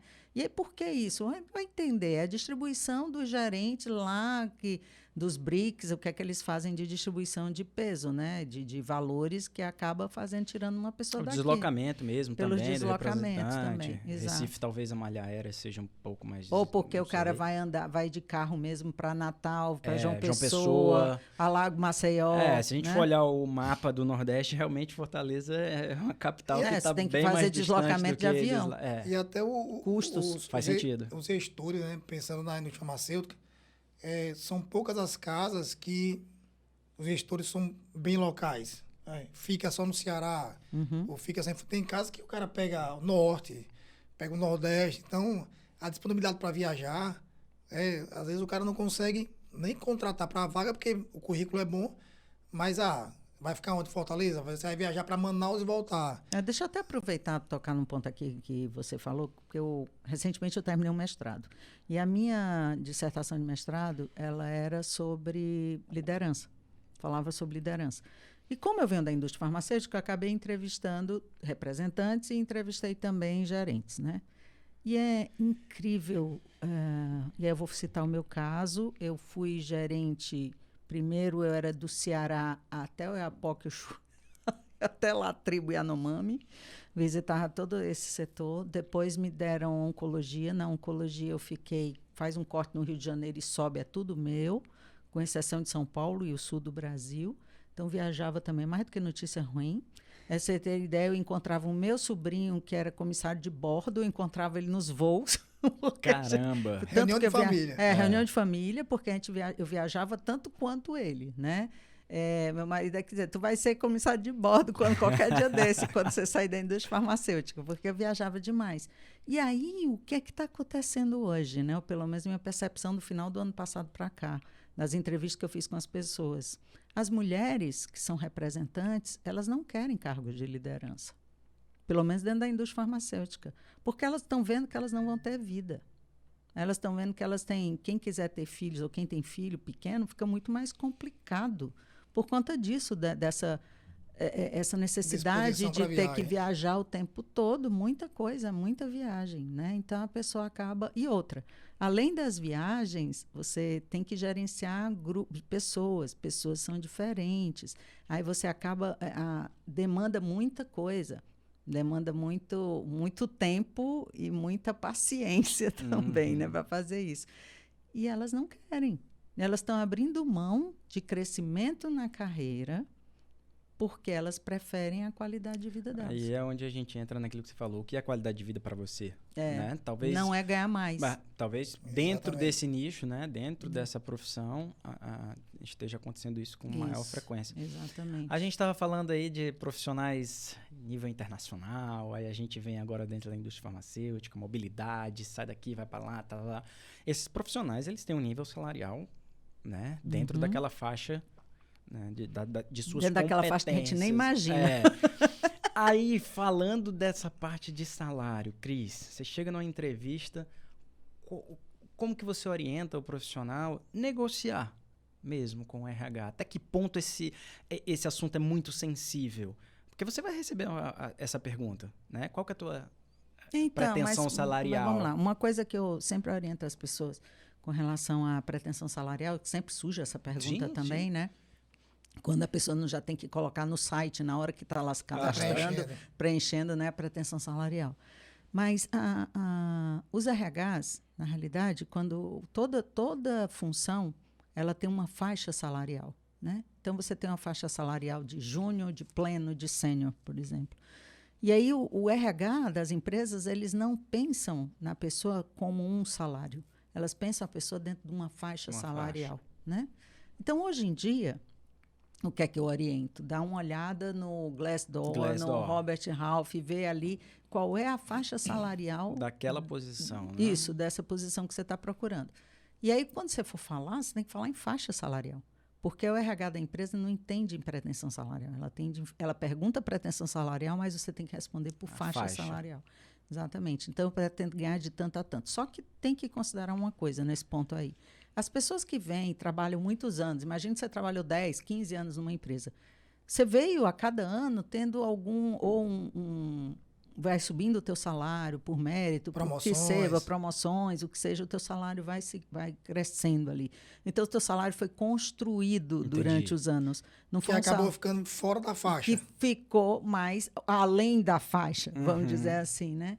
E aí a pessoa tem que considerar isso também, porque não adianta você ir com expectativa de que você vai ganhar a mesma coisa que você estava ganhando no último emprego, porque o teu salário foi construído nesse período do tempo. É interessante que isso pode ser até citado na entrevista. Exemplo, no meu último emprego, por consequência das promoções, atingi X salário, né? Mas sei que a faixa é de X a X, X a Y. Exatamente. Mas olha só, é engraçado isso aí, porque eu até oriento, olha, diz a faixa salarial, fala o quanto que você está aberto, você quer ouvir o que é que eles têm para dizer, né, em relação ao salário, e que você entende que a empresa tem benefícios, tem outras coisas, e que o seu salário foi construído num período de tempo, blá, blá, blá, blá. Tem tudo isso, né? Agora, é muito engraçado, porque quando você tem uma posição maior, um gerente regional e você vai agora para um gerente abaixo do regional, um gerente de linha comercial, sei lá o quê, né? Aí a pessoa vai e diz assim, tá, mas você era gerente tal, você era um gerente regional, agora você vai ser gerente, vou estar na indústria farmacêutica aqui, que as pessoas, né? Um distrital, e você vai querer ganhar menos? Aí eu já ouvi uma pessoa dizendo assim, bom, meu salário hoje é seguro-desemprego. Toma. Eu não tenho outro salário, né? E aí a pessoa não teve o que contestar. Então, às vezes, coisa acima disso qualquer coisa acima disso é lucro, porque daqui a pouco nem isso eu vou ter. Então, tem coisas às vezes que vale a pena você até fazer uma gozação na hora. Foi bem sincero, né? Exato. Quebrou, né? Que é o gelo. Agora, vai. Infelizmente tem essa... não era para acontecer, mas enfim, ainda existe aquela máxima que alguns gestores pensam, vai usar aqui como trampolim. Como trampolim, pronto. Foi lá onde eu... Então, assim, o cara tá do zero, então se ele vai ganhar R$1, já vai ganhar muito. Mas quem tá entrevistando fica nessa cabeça, ele quer ganhar R$10. Eu só vou pagar 5, amanhã ele vai me deixar. Mas, assim... Se você ficar pensando é um risco também, que a empresa vai correr ou não, né? Eu acho que se ela ficar pensando, ela perde a possibilidade de contratar uma pessoa já boa, pronta, porque está preocupada se a pessoa vai pensar em crescer. Né? Vamos lá, eu tive um cara, quando ele saiu de uma empresa, ele era supervisor de produção. Como supervisor de produção, ele ganhava bem, mas ele não estava formado ainda, ele não tinha concluído engenharia de produção. Todas as vagas para supervisor de produção em outras empresas precisava da formação de engenheiro, né? De produção. E aí ele se sujeitou, vamos dizer assim, a uma posição de analista de produção. Aí na hora a entrevistadora disse assim, tá, mas você está se candidatando à vaga de analista, o salário é menor, você era supervisor de produção, olha que coisa boa para você. Muito bom você estar contratando, você vai contratar uma pessoa que vai ganhar menos do que ganhava antes, mas tem uma experiência muito maior e pode ajudar muito mais gente dentro da área. Pronto, quebrou e ganhou. Conseguiu um emprego. Toma aí. Cadê a saída? Ele estava empregado nesse momento? Não, estava desempregado. Fora? E ele estava desempregado e ele já estava totalmente desesperado porque nada acontecia. Aí quando ele chegou, ele ligou para mim e disse assim, Cris, é o seguinte, olha, mandei a merda logo e mandei uma resposta logo com gosto. Não quis nem saber, não tinha mais nada a perder ou mesmo. me contrata ou eu saio chutado É só você, daqui. olha, e foi naquela pergunta, por que você deve me contratar? Primeiro porque você vai contratar uma pessoa que tem mais experiência do que os outros, já tem a vivência de supervisor, você já deixa uma pessoa pronta de backup para ser promovido lá na frente, conheço isso, foi dizendo tudo. E aí ele disse, não tinha mais nada a perder mesmo, conseguiu um emprego. Jogou mesmo, né? É, exatamente. Ei, Cris, nesse caso aí ele estava fora, mas o que é que você acha mais difícil? É o profissional que está empregado mudar de emprego ou quem está fora conseguir entrar no mercado? Mas mudar de emprego que você fala é mudar de função? Não, de uma empresa para outra. Tá ali na mesma função e tal, você tá ali, você tá empregado. Você tem um network legal e tudo. Para você barganhar, né? Para você, de vez assim, você vai se candidatar, não, você vai ser convidado a participar. Você vê isso? Não existe muito convidado, né? O convidado tem, mas não é tão frequente, não. Mas o que eu vejo é o seguinte, sempre, se você está trabalhando e você está insatisfeito, não peça as contas e vá procurar emprego empregado. Porque é muito mais fácil. Por isso, pelo seu network, porque você tem mais amigos ali dentro da área. Com o tempo, quanto mais o tempo vai passando, no início você recebe mais vagas quando você está fora, por exemplo, você foi desligado. Você fica recebendo, os colegas estão lembrando de você. Aí parece que a coisa começa você sai da vitrine, né? Lenta. Você saiu da vitrine e as pessoas começaram a te esquecer. Que é um processo natural, porque... Então, a não ser que você não... Se você ficar alimentando isso e conversando com as pessoas, aí funciona. Ativo ali nas redes, no LinkedIn. Isso, aí a coisa funciona. Mas, verdadeiramente, é melhor você procurar até pela sua energia. Enquanto você está empregado.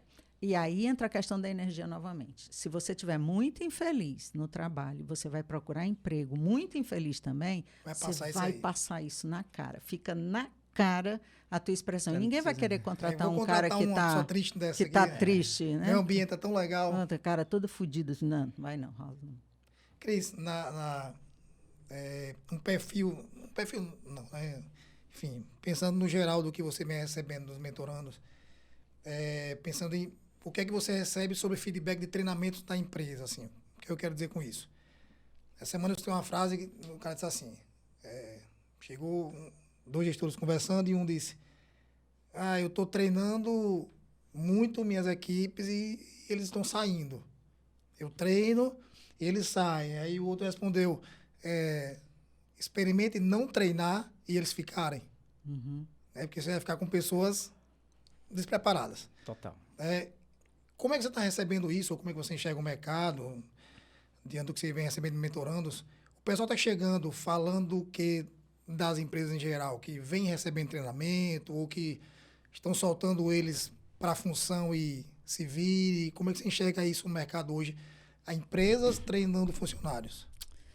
Alan, tem empresas e empresas, né? Tem empresas que treinam, que investem muito nessa área de treinamento e tem empresas que demoram mais, tem empresas que fazem uma excelente integração quando a pessoa entra na empresa e faz um treinamento mesmo e capacita bem para a pessoa começar. Tem outras que nem tanto assim e demoram um pouco nesse processo. Efetivamente, os RHs das empresas estão muito enxutos. E aí, essa parte do treinamento, se o RH não determina como vai ser essa construção... recentemente eu vi uma pesquisa falando disso, que o maior desafio do RH hoje em dia é a questão de treinamento de liderança, né? E preparar os líderes para treinar outras pessoas.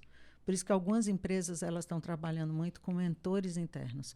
Pega aquele cara que é um bom profissional, um cara que desempenha muito bem, tem uma maturidade também legal dentro da profissão, é bem reconhecida, é referência entre os colegas, pega esse cara para ser mentor daquele que está entrando. E aí vai preparando isso. Porque, efetivamente, eu não escuto muito falando de treinamento, não. O que eu vejo é muito mais das conversas que eu encontro, né, e de outros que vêm e falam para mim. Mas não dos meus mentorandos, eles não comentam isso, não. Mas é isso, existe esse gap mesmo de treinamento. E a mentoria tem sido uma alternativa para poder sanar isso, né? Perdão. Quer entrar agora nos livros? Vamos. Deixa eu só uma curiosidade aqui. A Cris falou dos líderes. Uma situação que eu vejo no mercado hoje, Cris, um profissional X, ele almeja um cargo de gestão, né? Até tem à disposição não, mas possibilidade da empresa dele galgar e sair ou concorrer, mas por parte da empresa não há esse posicionamento de que o Elton é gestor e cola ele no Alan e vai treinando ele porque ele mais na frente vai ser gestor também. Então, o Alan quer ser gestor, o Elton já é, mas a empresa não, do jeito que você descreveu, né? Vai treinando, como fosse o programa de trainee que tinha antes, né? Que até tem hoje em dia, mas diminuiu bastante. O que é que você passa para os mentorandos desse tipo de atitude? O cara chega... imagine que você receba mentorandos que estão empregados, não necessariamente estão desempregados, né? E nessa hora, eu quero assumir minha primeira gestão. Nunca fui gestor, mas a empresa não está andando nessa linha de capacitar essa pessoa.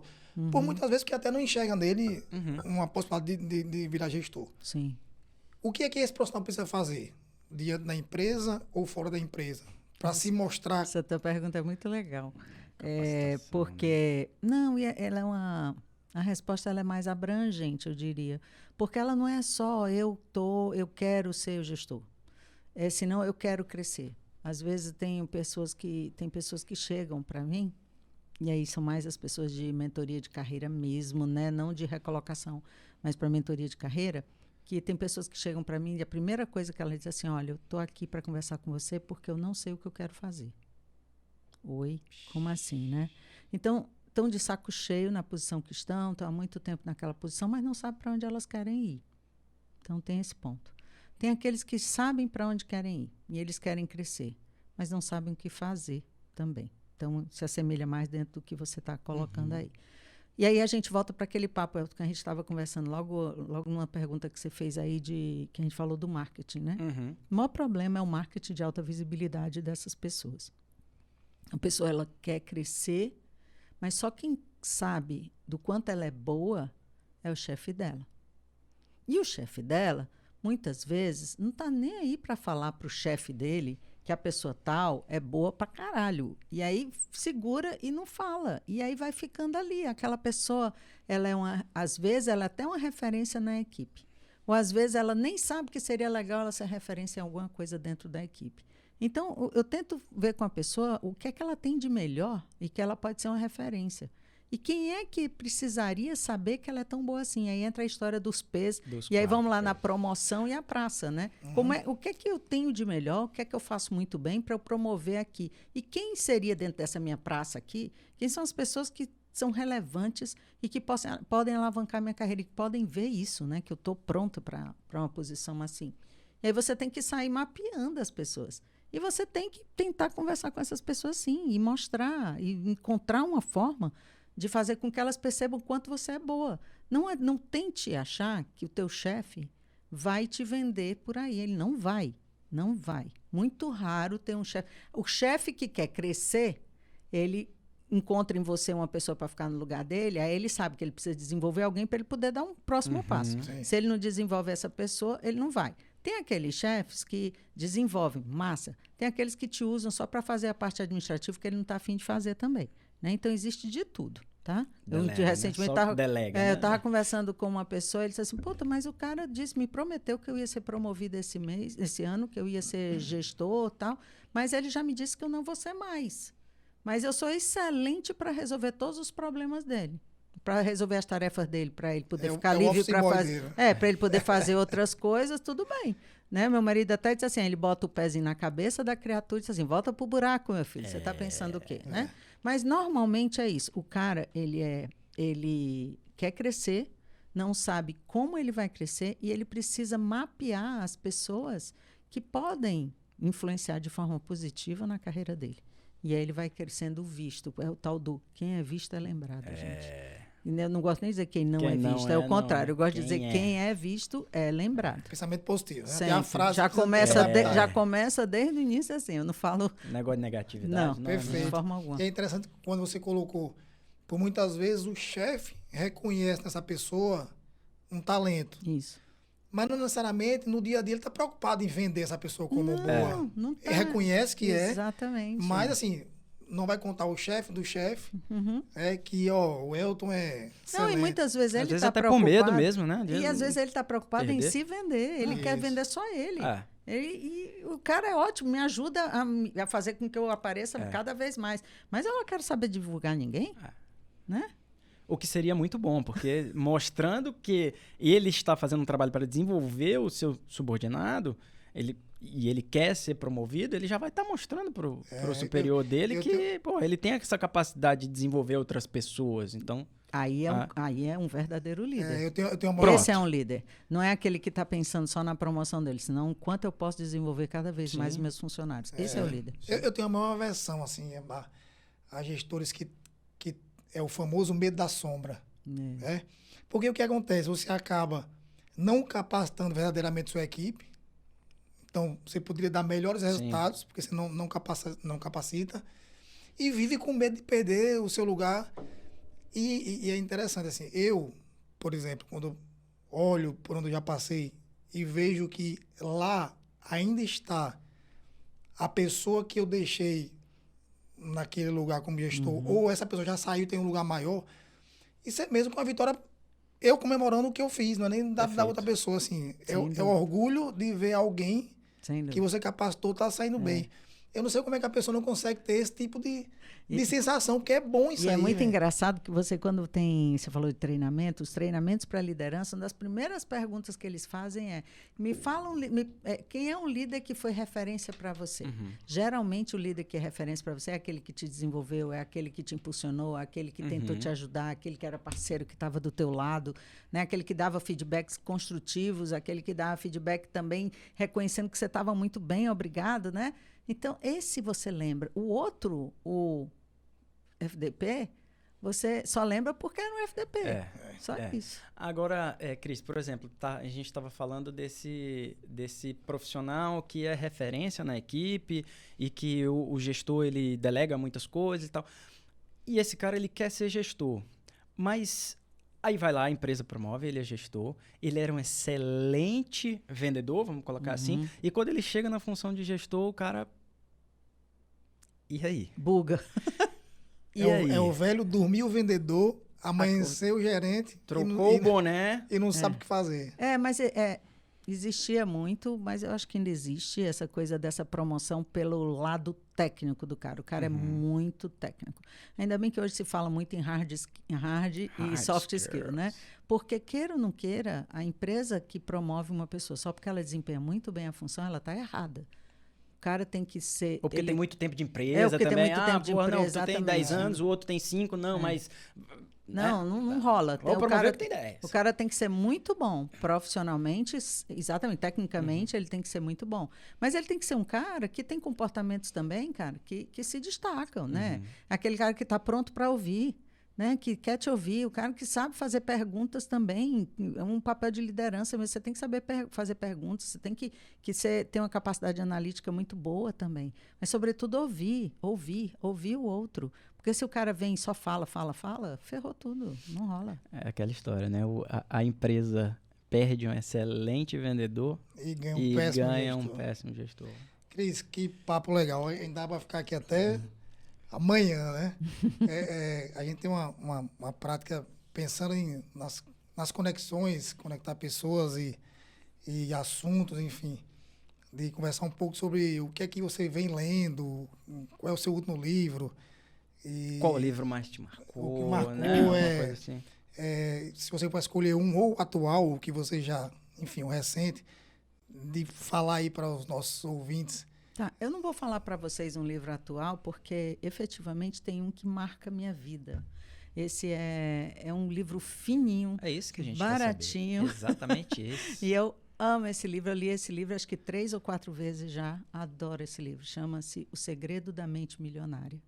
É um livro que muita gente conhece, eu acho que vocês conhecem também. E eu vou dizer por que ele marcou minha vida. É muito engraçado, porque foi assim, teve uma época que o meu filho estava com um colega e o colega botou ele num processo que queria que vendesse muito, né? Nem lembro o que era agora. E eu lembro, na época, eu era representante. E ele tinha essa história de... Ele começou a ler esse livro. Meu filho nunca gostou de leitura. Nunca. Ele agora adora ler. Não sei como, ele deu uma virada de chave e ele mudou a mente dele e adora ler. Mas o livro, acho que foi o primeiro livro que ele leu mesmo, e ele disse assim, mãe, esse livro é muito bom. E ele me emprestou o livro para eu ler. E eu comecei a ler o livro. Na época, eu queria muito ser gerente. Queria demais ser gerente da indústria farmacêutica. Mas nada acontecia. Todo mundo era promovido tal, e nada acontecia comigo, né? Até um dia que eu estava lendo esse livro e foi quando eu entendi. O livro ele fala muito entra muito a parte de programação neurolinguística. Uhum. E uma das coisas de programação neurolinguística que eu amo é pensamento gera sentimento, sentimento gera ação e ação gera resultado. Então essa é uma fórmula perfeita. PSAR. Pensamento, sentimento, ação e resultado. E aí eu comecei, e no livro ele fala muito do quanto os pensamentos da gente são sabotadores na vida da gente, o quanto eles atrasam a vida da gente ou elencam a vida da gente para a gente caminhar seguindo para o futuro, né? E eu não sei por quê, me veio um insight nessa época. Eu perdi meu pai, meu pai morreu com 57 anos, muito jovem, de um infarto fulminante. E o meu pai era gestor. Né? E como gestor, meu pai reclamava demais das pessoas, porque as pessoas não ajudavam, reclamavam muito os amigos que queriam ser gerente não eram, né? E achavam que ele não deveria ser, e ele chamava os caras de muito do filho da puta mesmo, não sei o quê, xingava os caras, tal, porque daqui a pouco eu vou me aposentar, e quando eu me aposentar, ele tinha um terreno, ele comprou um terreno na Serra de Guaramiranga, quando eu me aposentar, eu vou morar no terreno lá, que eu quero descanso, eu quero tranquilidade, eu não aguento mais isso na minha vida, tarará. Lendo esse livro, eu tive um insight que eu queria ser gerente, mas ao mesmo tempo eu me boicotava porque ficava isso da memória afetiva do meu pai, dizendo que era uma merda ser gerente por conta disso, porque as pessoas só querem explorar você, dessa coisa toda. Vinham os gatilhos, né?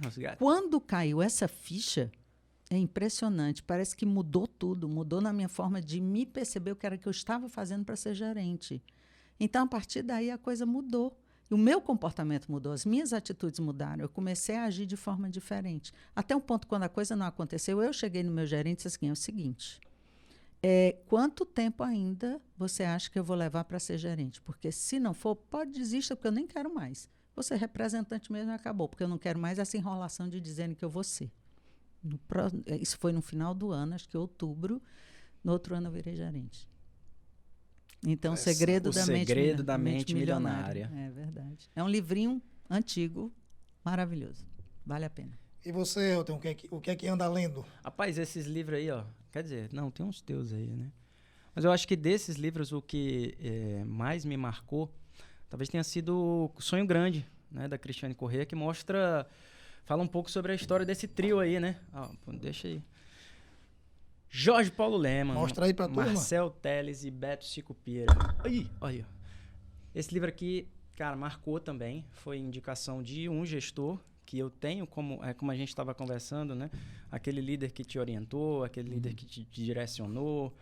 E aqui tá basicamente a história da galera da Ambev, né? Mostra de como que saiu lá de um banco 3G Capital, que mostra de como eles compraram, que uniram Brahma, Antártica, como que eles compraram lá Budweiser, lojas americanas, Burger King, mostra toda a evolução deles e no final ele diz assim, ó, por que não a Coca-Cola? Nossa! Sonho grande. Sonho grande. Então assim, por que não, pô? Né? É aquele velho, o não já tem. O não já tem. É isso aí. Claro que é, né? Mas por que não? Hashtag por que não? Coca-Cola. Não. E a Cristiane... Cristiane... sonhar não paga, então vamos sonhar alto. Exatamente. E a Cristiane Corrêa, ela tem uma trilogia, que é esse, Sonho Grande. Aí tem um outro, que é O Que Importa é o Resultado, que é do Falcone, Vicente Falcone. E tem um outro, que agora não vou me lembrar o título, mas é falando do Abílio Diniz. Então é uma trilogia muito interessante. Mas esse aqui, se eu pudesse resumir dos livros que eu já li, que foram poucos, não como você, nem como você não, alguns ali, pouquinhos. Ultimamente, 2 anos para cá, eu tenho lido muito artigo científico, só por conta do mestrado. Excelente. Mas se eu pudesse falar de um deles, Esse Legal. sonho grande. Show de bola. Eu tô lendo... E tu? Cris, por favor, esse primeiro aqui. Eu vou citar eu tô terminando esse, citar o último, que está sendo, né, uma surpresa bem interessante. Esse é o legado dos All Blacks. Para quem não conhece, é um time de rugby que ganha só tudo, né? Assim, na história deles, eles são referências. E tem essa dança tradicional dele, né, que é a abertura de um jogo, que ele já intimida o outro time com a dança deles. E eu comecei a ler esse livro, ele coloca aqui 15 lições sobre liderança, que ele realmente entrega muitas lições sobre liderança, mas o que me chamou mais a atenção dele não foi sobre as lideranças, que chamou a atenção também. Mas é interessante, é onde vem a surpresa. Ele fala muito de cultura organizacional. E é muito interessante, no livro ele cita da história que o time vinha, os All Blacks vinham ganhando tudo e perdeu o Mundial de 2007, e o que eles fizeram, e foi detectado que muito por estarem deixando a cultura deles de lado, e todo o processo que eles fizeram para reaver essa cultura e dar um show no Mundial de 2011. Que legal. Então, assim, eu li pensando em aprender sobre liderança, e foi uma aula de cultura organizacional muito bom. Eu sei que para indicar para quem não tem noção do que são os All Blacks fica meio difícil, mas realmente é um assunto bem interessante. Estou gostando. Falta... Você me fez lembrar uma páginas. série que tem, na realidade é uma série documentário que tem na Netflix, que fala acho que são as 14 montanhas, acho que é esse o nome, que um cara que ele era não vou saber dizer qual foi o país, mas é um país que não tem tradição em subir essas montanhas, e ele conseguiu fazer em 6 meses Everest, todas aquelas que as pessoas demoram um tempão para fazer, ele conseguiu fazer isso em 6 meses. Né? E aí ele mostrou que tudo está na cabeça das pessoas. É tudo a questão de como você enxerga as coisas. E você consegue mudar a sua vida a partir da mudança da forma de pensar. Show de Viu bola. aí? Show. Cris, olhando para a câmera da verdade, a sua, aquela ali. Ó. Aquela ali. Sua mensagem final aí, não só para os seus mentorandos, mas para quem quer se tornar seu mentorando, ou para quem lhe ouviu durante essa hora e pouco aqui, que foi um show, já agradeço desde já. Mas a câmera da verdade, o que é que você pode deixar para eles agora como última mensagem? A câmera da verdade é difícil. Aproveita e fala onde é que as pessoas podem te encontrar. Onde é que ele acha, as redes sociais. Então, deixa eu aproveitar aqui. Quem quiser me seguir, Cristiane Galvão Consultoria no Instagram, o Cristiane Galvão no LinkedIn, mas no Instagram eu acabo botando mais coisas aí, muitos vídeos, uns stories aqui bem bacana para você, com orientações para recolocação profissional ou mesmo para transição de carreira. E como eu, dentro da minha linha, né, de programação neurolinguística, a minha mensagem vai ser sempre essa. Se você quer seguir na sua vida, se você quer crescer, e se você está desempregado e você sonha em se recolocar porque está difícil, muda a sua forma de pensar. Tudo começa nos seus pensamentos.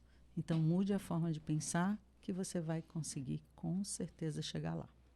Que show. Cris, gratidão por você ter se disponibilizado, vir bater esse papo. Obrigada a vocês, gente. Foi uma delícia conversar aqui com vocês. Que massa. Só anotei um monte de coisa aqui, viu? Anotei um monte de coisa. O papo foi muito, muito bom, muito bom. Vai ficar aqui...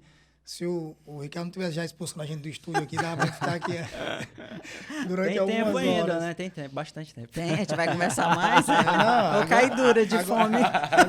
Agora é o happy hour do podcast. É verdade. Então cadê a pizza?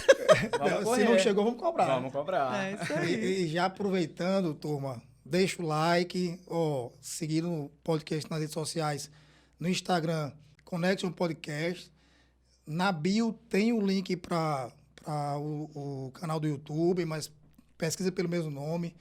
Deixa o like, comenta, diz o que você achou. A Cris já colocou suas redes sociais para vocês seguirem. E é isso. Estamos encerrando aqui o nosso episódio com a Cris. Foi realmente espetacular, que papo legal. Espero que tenha feito uma conexão, que vocês tenham aprendido assim como a gente aprendeu muito aqui. E vamos aguardar o próximo. É isso, Elton. Tamo junto. Tamo junto. Show? Valeu, fui. Valeu, gente.